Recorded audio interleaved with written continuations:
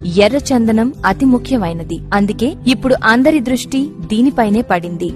ఎర్రచందనం మొక్కలు నాటుకునేందుకు, తోటలు పెంచేందుకు ఎటువంటి అనుమతి అవసరం లేదు. చెట్టు నరికేటప్పుడు మాత్రమే అటవీ శాఖ అనుమతి తప్పనిసరి. వ్యవసాయ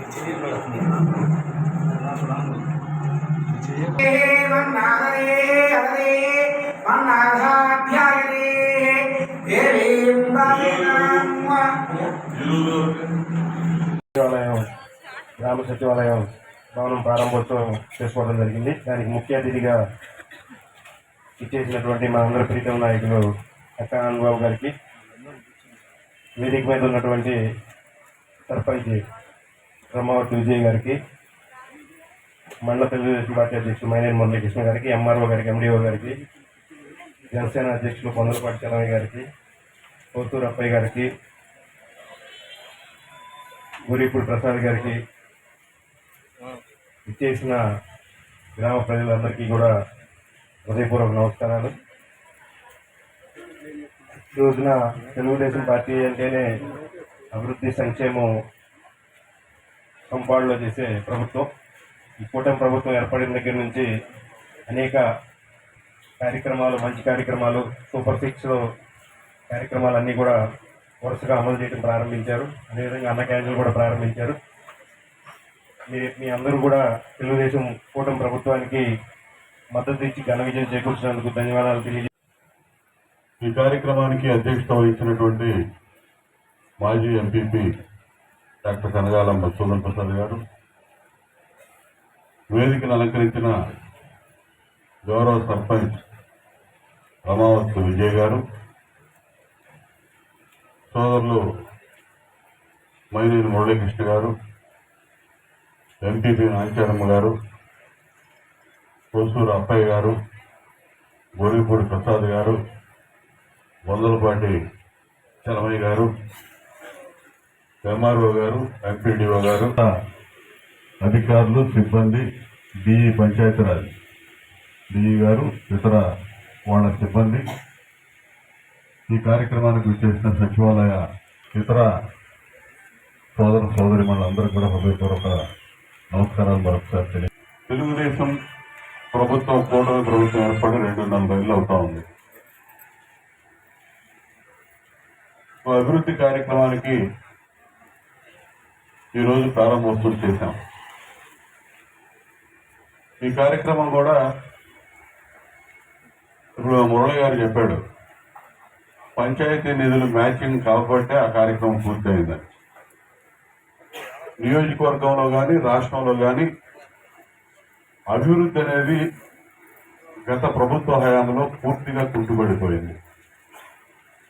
14 నుంచి 19 వరకు ఆ రోజు అధికారంలో ఉన్నటువంటి తెలుగుదేశం ప్రభుత్వం, చంద్రబాబు నాయుడు గారి నాయకత్వంలో విడిపోయిన ఆంధ్రప్రదేశ్ రాష్ట్రం ఇబ్బందులన్నీ కూడా తలదన్ని వాటన్నిటినీ అధిగమించి అభివృద్ధి సంక్షేమాన్ని ఆ రోజు రెండు కళ్ళుగా ముందుకు తీసుకెళ్లాడు చంద్రబాబు నాయుడు గారు. 19లో అధికారంలోకి వచ్చిన జగన్మోహన్ రెడ్డి విడిపోయిన రాష్ట్రంలో శరవేగంగా ముందుకు పోతున్న అభివృద్ధిని శరవేగంగా వెనక్కి నడిపించాడు జగన్మోహన్ రెడ్డి. 20 ఏళ్ళు వెనక్కిపోయింది అభివృద్ధి అనేది. ఈరోజు మళ్ళా పునాదుల దగ్గర నుంచి ఎత్తుకోవాల్సిన పరిస్థితి మళ్ళా కల్పించాడు. వ్యవస్థలన్నీ భ్రష్టు పట్టిపోయినాయి. రాష్ట్రం సర్వనాశనం అయింది. ఇది నేను చెప్పేది కాదు, మీరందరూ చెప్పినటువంటి వాస్తవం. ఒక్క ఛాన్స్ ఇవ్వాలి జగన్మోహన్ రెడ్డికైనా ఒక పొరపాటు చేస్తే రాష్ట్రం అధోగతి పాలైందని గుర్తించబట్టే మళ్ళా 164 సీట్లు చంద్రబాబు నాయుడు గారి నాయకత్వంలో కూటమి ప్రభుత్వానికి ఇచ్చి మీరే గెలిపించారు. అంటే నేను చెప్పేది కాదు, మీరందరూ అదే చెప్పారు. ఎప్పుడు రానటువంటి మెజారిటీలు వేమూరు నియోజకవర్గంలో కూడా నియోజకవర్గం పుట్టినాక రానటువంటి మెజార్టీ 22,000 పైన మెజార్టీ మీరు ఇచ్చారు. మిగిలిన నియోజకవర్గాల 30,000, 40,000, 50,000 ఎక్కడికో వెళ్ళిపోయింది. వన్ సైడ్ గా నిన్న చంద్రబాబు నాయుడు గారి కూటమి ప్రభుత్వాన్ని ప్రజలు ఆశీర్వదించారు. అంటే ఒక నమ్మకం, రాష్ట్రం అధోగతి పాలైందనే ఒక నమ్మకం మీకుంది. ఈ రాష్ట్రాన్ని మళ్ళా గాడిలో పెట్టి బయటికి తీసుకొచ్చి అభివృద్ధి పదంలో ఒక ఆలోచనాత్మక ధోరణిలో ముందుకు నడిపించే సత్తా చంద్రబాబు నాయుడు గారికి ఉందని మీరందరూ గుర్తించారనేది యథార్థం. అదేవిధంగా సర్పంచ్ రమావతి విజయ్ గారిని గౌరవ శాసనసభ్యులు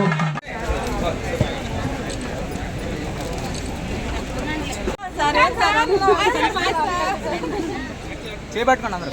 జరగట్లేదు సార్